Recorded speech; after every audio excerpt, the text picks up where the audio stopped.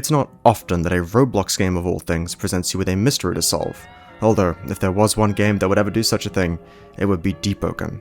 You see, every once in a while, Deepwoken bestows a self-contained story upon their player base, a puzzle in the palm of your hand that you can solve as soon as you pick it up, so long as you're talented enough. You see, something's very, very wrong. Unusual ripples are cutting across the tides at the brink of Deepwoken's void sea, and rumors speak of the sound of chimes carried on the wind. Curious souls are gathering to investigate this phenomenon at Port Merritt. Follow these ripples and they'll lead you straight into the heart of the void sea, the blackest ocean of night, impossible to navigate. But let's just say that you do reach your destination, because I did. And when I came out the other side of the smog, I found Simforea. The mystery you're looking for. Why, it's right in front of your eyes. What happened to Simforea? What is the meaning of 10? And how does an entire race of people vanish into the night? My name is Metal, and today I'll be telling you about the island stuck fast in the void. Simforea. Let us begin. Simforea, at the outermost extremities of a vast and ancient mechanism, which true purpose has long since been swallowed by the passage of ages. You've made the voyage to Simforea. Congratulations! This island, or what's left of it, will be your home for the remainder of this video. I'm aware it's not the most inviting island of all time, but look, I'm sure we can make it work. Now that we're here, we may as well make ourselves comfortable with our surroundings. Simforea appears to be literally tearing itself apart, and it's overgrown with plant life of all kinds, none of which has been seen in the world of Deepwoken before. It's almost like stepping into an entirely new world, fitting for an island that's been quite literally frozen in time until recently. However, time, or the lack of it, has clearly not been kind to Simforea. It's falling apart at the seams. The large bay at the center of Simforea has been blanketed in a thick layer of dust that will seemingly never clear, and the entire island is littered with large cylindrical structures that protrude from pretty much everywhere. Then there's the bells. Simforea is coated head to toe in piles of what looks like brass bells. Large, small, spherical, you name it. However, they've just been discarded, thrown to the wayside for seemingly no reason. Leaving the shore behind, you'll find yourself trekking deep into the wilderness, wherein you'll encounter the Arcacid. The Arcacid is Simforea's exclusive enemy, and goddamn do I wish they didn't exist. These rock crabs hunt in packs of 2 or 3 at a time, and they'll fling themselves at you until they bowl you over. That's not all though. They'll spit some sort of purple liquid at you, and you'll instantly become immobile for a few seconds if they hit you with it. This is indescribably annoying, and potentially deadly if enough Arcacids gang up on you at once. Pick your fights wisely, and take on the Arcacids one at a time to avoid any fights that you can't win. Kill enough Arcacids and you'll be rewarded with the complete bestiary entry, which reads as follows. Arcacid.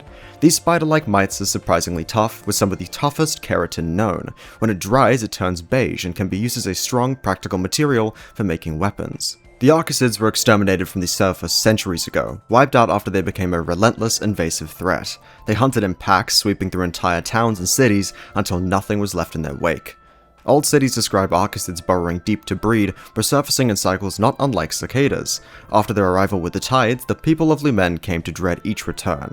Their eradication demanded immense coordinated efforts from all Luminants. Most factions offered substantial bounties for the discovery and destruction of their pupae, seeding a rare moment of unified purpose. Once the laymen caught wind of the rewards, ambition, and a fair share of greed took hold, and humanity pushed as one, driving the Arcacids into the deepest depths and farthest reaches of the void.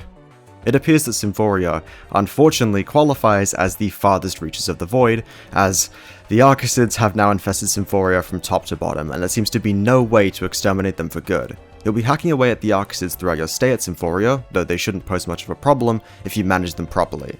Press onwards through the foliage, however, and you'll come face to face with this. This structure is the beating heart of the mystery that we'll be trying to solve today, and it's about time that we finally cut the bullshit and get started. This structure appears to be a rundown amphitheater of sorts, and upon your entry you'll come face to face with a spider. This is Nell, and he's seen better days. You can find him digging in a pile of brass bells, in fact, the very same bells that are strewn all over Simforea's coast. We now see piles of those very same bells covering every inch of the amphitheater. It's safe to say that Nell is the culprit behind Simforea's bell epidemic. In fact, Nell has even covered his own body in bells bound to him by rope. Now, what's the story behind Nell's bell obsession? Well, if you've played enough Deepwoken in your lifetime, you've no doubt obtained what's called a resonance, a powerful ability that manifests as a literal bell on your hip.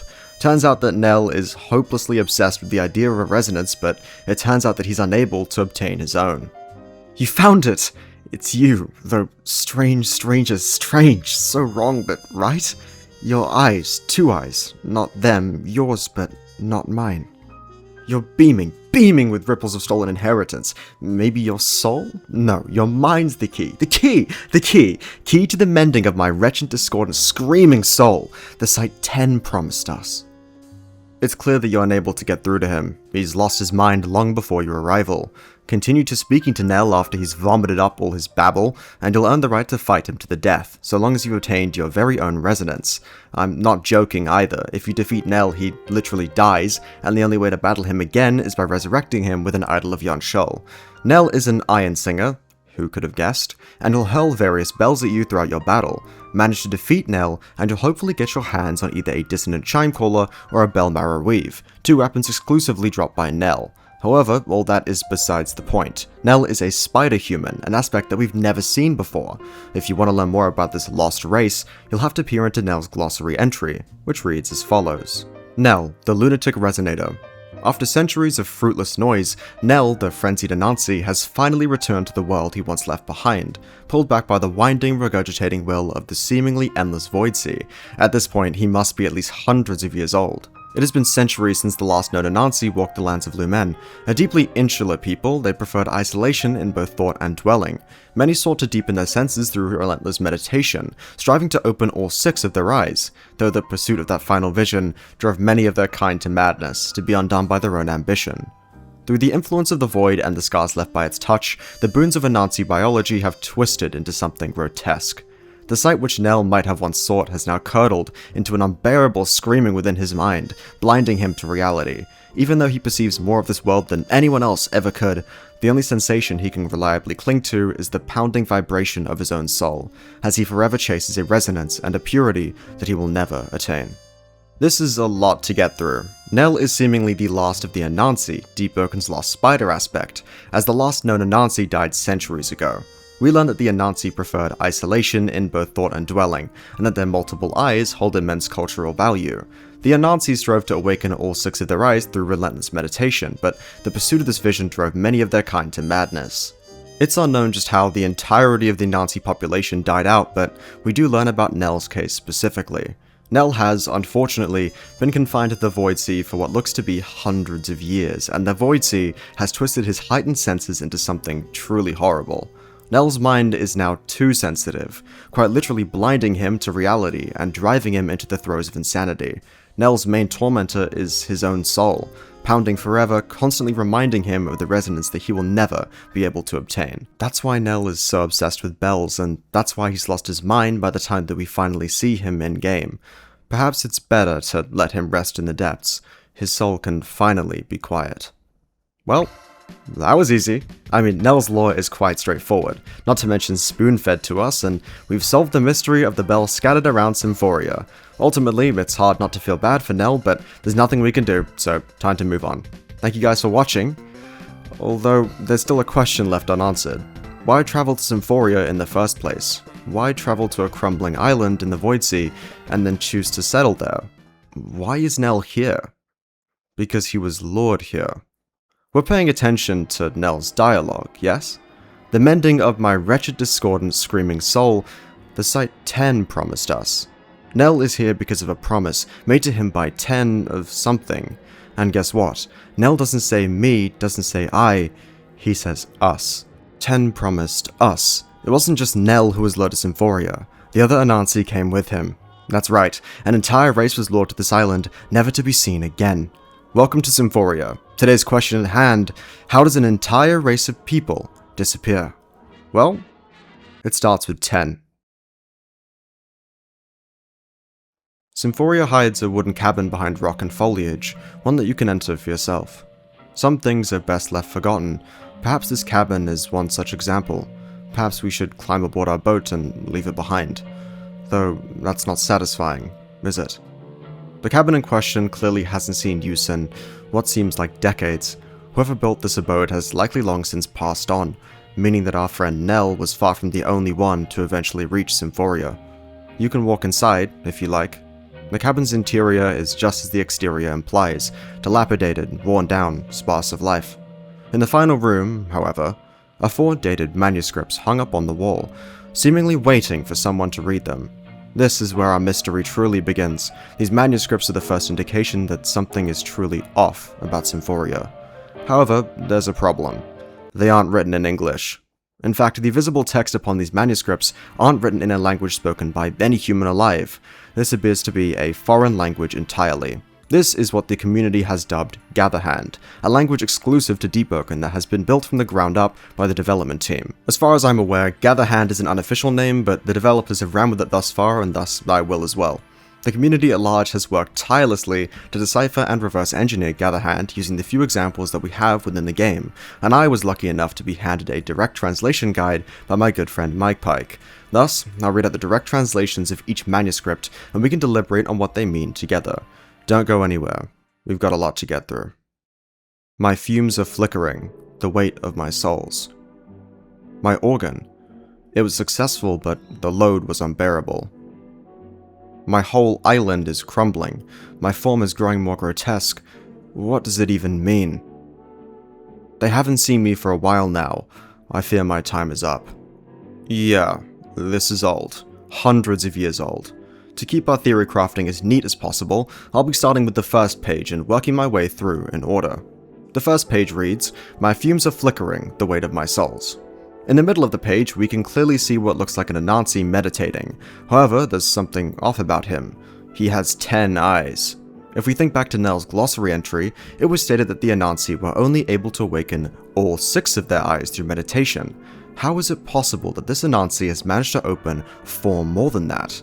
As for the text on the page, it's truly as vague as it gets. I mean, flickering fumes could refer to practically anything, and the weight of my souls, unless taken literally, doesn't have any clear revelations for us either. However, this is the first time that we've seen a 10-eyed Anansi, and it very well may be the last. The second page reads, "My organ. It was successful, but the load was unbearable." There's truly not much to look at here, but what we do have speaks volumes. No, you're not mistaken. In the center of this page is Deepwoken's very own Moon's Eye. I'm sure that you're all aware that the Moon's Eye is Deepwoken's stand-in for the moon, but what you may not know is that the Moon's Eye was once Deepwoken's afterlife. Yes, that's right. Once upon a time, before the depths drowned most of Lumen, souls of the departed would float up into the Moon's Eye and rest there for seemingly all of eternity. That's besides the point though. Our narrator speaks of their organ, states that their plans were successful, and capitulates that the resulting load was unbearable. In terms of what that could mean, please direct your attention to the drawing upon this manuscript. We can clearly see that the structure at the bottom of the page is interacting with the Moon's Eye via what appears to be musical notes. This structure is likely the organ the narrator speaks of, which leaves us one question: what is it doing to the Moon's Eye? The third page reads, "My whole island is crumbling, my form is growing more grotesque," as well as, "What does it even mean?" in red ink. This is the first manuscript to lack a central focus point in terms of the artwork, but the massive writing in red certainly does the trick. It's safe to assume that this writing in red is a different voice than the narrator, who's writing neatly in black, although it's possible that a narrator has simply just lost his marbles by this point. Why? Well, the narrator tells us that his form is growing more grotesque, and it's clear that he isn't lying. Below this message is a small drawing of our narrator's appearance, and he looks ghastly, sporting an absurd amount of eyes. He states that the island of Simforea is also crumbling, which explains a lot, but the question still stands. What has he done? What happened to Simforea? The fourth and final page reads, "They haven't seen me for a while now. I fear my time is up." This is the last manuscript in the series, and it's also got the least to say, as it's been left unfinished. It's clear that our dear narrator has utterly lost it by this point, and if that self-portrait is anything to go by, I don't think he'll be making another entry anytime soon. Now that we've broken down what each manuscript has to offer, let's piece together the story at play here, and hopefully, finally put an end to Simforea. Or that's what I would say if there wasn't one more location for us to visit first. It's not far, just a hop, skip, and a jump away from the cabin holding the manuscripts. It's a terminal, featuring an Anansi with 10 eyes.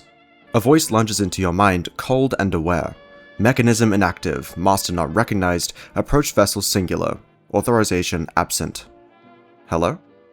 Authorization absent. Core pressure status unstable. Cradle not found. This is the statue? Terminal of the cradle. 10 vessel not found. Output withheld. Cradle. Cradle not found. Catastrophic breach recognized. Lower chamber congested. Output withheld. Once you've had your discussion with the terminal, I encourage you to look to your right. Upon the wall in red ink is writing in Gatherhand that reads, "How dare they lure me here?" The author of this message, well, to know for certain, you'll have to investigate every inch of Simforea for more graffiti. There are drawings, symbols, and much more waiting for you, but this is what we're looking for. A drawing of Nell in red ink with 2 words in Gatherhand attached. It's we. Besides the self-portrait of Nell, there's a few other bombshell clues littered around the island, this time written in black ink. There's a few short messages like, "They're screaming within my vessel, why not me, and finally, a diagram of some sort of mechanism. The cradle. I know, that's a lot of information to have dumped at you at once, but before we get to sorting through everything, we've got to make sure that we get our facts straight. The 10 that Nell spoke of, Nell wasn't referring to a group or having 10 of some mysterious object. 10 is a person, an Anansi and one that was here before Nell, the only Anansi to ever bear 10 eyes. Simforea was his. 10 is our narrator writing in black, the one writing the manuscripts, the one confessing that souls are screaming within his vessel, the one who drew and created the cradle. This is 10's house, 10's terminal, hell, 10's island. The writing in red is Nell, evidenced by his self-portrait and his generally insane ramblings. Nell doesn't understand what's happened here, same as us, and his graffiti over the 3rd page of 10's manuscripts tells us that. 10 lured Nell to Simforea. 10 is Simforea's Simforea's antagonist, and this island was his and his alone. However, this breakthrough leads us to yet another question. Simforea is in disarray, Nell has lost his mind, and the terminal next to the log cabin is no longer operable. What did 10 do? Finally, the pieces are in place for us. It's time to solve Simforea proper. This story begins and ends with 10, so let's get it on. Within his manuscripts, 10 is constantly describing the weight and brunt of carrying souls, either described as his souls or his vessel's souls. However, we can bridge the gap between 10 and his vessel by simply reading the terminal's dialogue. When we approach the terminal, it states that there is a singular approached vessel. You can put the pieces together from there. It's clear that 10 and his vessel are one and the same, meaning that 10 was somehow holding multiple souls within himself. In addition, the terminal tells us that 10 himself is necessary for it to operate, leading us to the conclusion that 10's organ, cradle, whatever, was built specifically for himself and him only. However, there's still the question of what and where 10's organ actually is, and what it was designed to do. If you think back to the beginning of this video, specifically once we landed upon Simforea, can you remember the features of Simforea that I listed? The thick cloud of dust hanging over the water, the piles of bells for example. Oh, right, and the large cylindrical structures that protrude from pretty much everywhere. That's a strange design choice, isn't it? Strange cylinders that protrude from everywhere. Regardless, we're here to figure out the nature of 10's organ, right? Well, let's look at what an organ actually is by definition. An instrument consisting of a number of pipes. One could even say that the music of an organ wafts out from the cylinders attached. Looking for 10's organ? My friends, we're standing on it. 10's organ is the island of Simforea. In fact, if you're wandering around the island, you may encounter ministry soldiers sitting down by what appears to be a cluster of pipes. Why the ministry agents are there in the first place is foreign to us, but now it doesn't much matter, as we know exactly where 10's organ lies. The mechanism is Simforea itself. Now the question of the organ's cradle. It's clear that the organ can't operate without the cradle, meaning that the cradle is likely a command hub for 10's mechanism. Now that's a lot of buzzwords, and the word cradle itself has many meanings, but I think there's 2 that apply here. Cradle. The earliest period of life, or a place of origin, or a birthplace. Why do these definitions in particular apply to 10's machine? Well, it's simple. The cradle itself was to be the place of origin, the birthplace, the start of the new 10. Think of it this way, there's a reason why 10 was the only Anansi on record to ever bear 10 eyes, and he also happens to be the only Anansi with both an organ and a cradle. Okay, so it's an organ and cradle that allowed 10 to awaken more of his eyes. How? Well, remember within 10's manuscript, we see the organ's pipe siphoning something from the moon's eye. What could 10 possibly want to draw from the moon's eye? human souls within the Moon's Eye's afterlife. The reason all the infrastructure upon Simforea looks dilapidated and worn down is because all of this occurred hundreds of years ago when the Moon's Eye still functioned as Deepwoken's afterlife. The organ is designed to draw those souls from the Moon's Eye and inject them into Ten's mortal body, bringing him closer to enlightenment than any Anansi before. The organ's pipes draw the souls in, and the cradle injects those souls into Ten himself. Simforea, the organ, the cradle, all of it exists to feed Ten's insatiable desire for further vision and enlightenment. Opening just 6 eyes was never enough, nor would it ever be enough. Thus, Ten took it into his own hands to see as much as he possibly could, but he miscalculated. Ten is not the Moon's Eye. He simply could not handle that many souls within his body, and then they changed him. Ten sprouted much more than just 10 eyes, 11, then 15, then 20, then 30, and when you're nothing but eyes, are you even alive anymore? In the end, Ten simply lost control of his physical body and wasted away, mutated beyond recognition. Ten's own ambitions brought his life to an end, and it's on that note that Ten's story finally closes once and for all. Simforea isn't done talking, though. There's one last thread left for us to unravel, and we see it within Nell. Why is he here? We now know that Ten's desires were entirely self-serving, so what on earth does Ten's organ, cradle, and ascension have to do with Nell and the rest of the Anansi? If we want our answer, we'll have to revisit that question of why is he here and look at it from a different perspective. Instead of why is he here, I now ask you, how did he get here? Think back to the opening of this video. The voyage to Simforea presents one major obstacle, the Void Sea. In fact, we must sail through that very Void Sea to reach Simforea in-game, so wouldn't Nell and the other Anansi have to have done the same?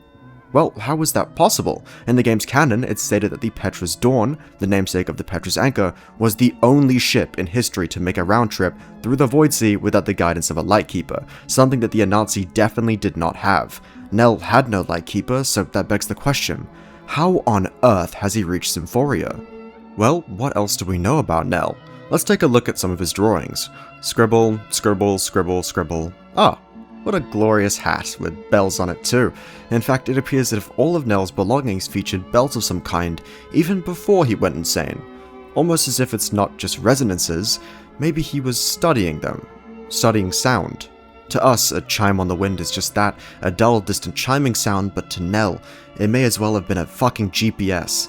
Of course Nell would have set off for Simforea, he's an Anansi. Their curiosity, drive, ambition knew no bounds, and it paid off. Nell was able to track Simforea through the Void Sea by way of his studies, but Ten was dead, and he was the only one. Yes, the only one. After all, Nell did say that Ten promised us, didn't he? According to Deepwoken developer Nuttoons, who wrote Simforea himself, aspects can share a connection. There's the supernatural aspect of vows being linked. Ten was not the only Anansi who bore witness to his organ's success, nor was Nell. The others felt it too. The Anansi, by way of their vow, felt the success of Ten's cradle, almost like a struck point on a spider's web. The cradle, a spider's web. The isolationist Anansi, ever the ambitious group, chose to chase it. Maybe it was in search of enlightenment, or perhaps the Anansi simply wished to see each other again. Regardless, they chased Simforea, straight into the Void Sea. How does an entire race of people vanish into thin air? They didn't vanish. They were here this whole time. Thousands of corpses, drifting in the void.